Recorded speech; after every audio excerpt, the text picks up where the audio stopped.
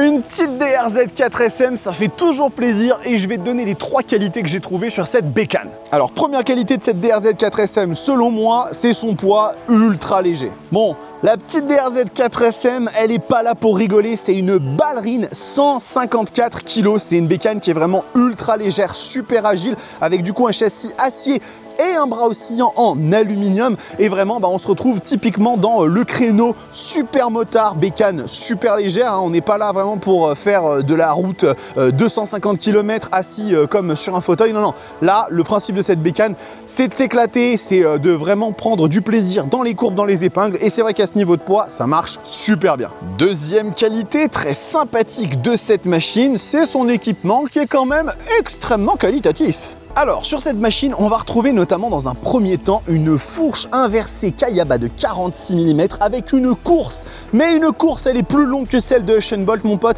C'est du 260 mm avec bien évidemment des petits pneus qui vont bien avec. C'est des Dunlop Sportsmart Q5A. Et puis derrière, on va retrouver un petit étrier de frein comme ça, axial de chez Nissin. Mais en fait, sur une bécane de ce poids-là, ça marche super bien. Et en vrai, le freinage est très mordant, très immédiat. Et je l'ai vraiment trouvé rassurant. Sur cette machine, ça marche plutôt bien.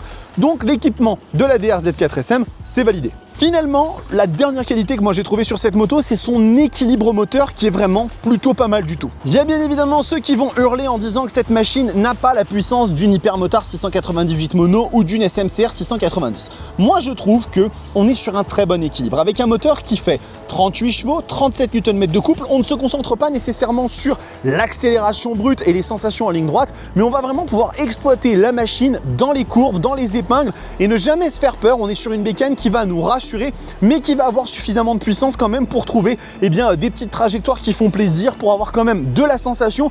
Donc à ce niveau-là, je trouve que la machine est quand même plutôt équilibrée et c'est un truc qui marche vraiment bien.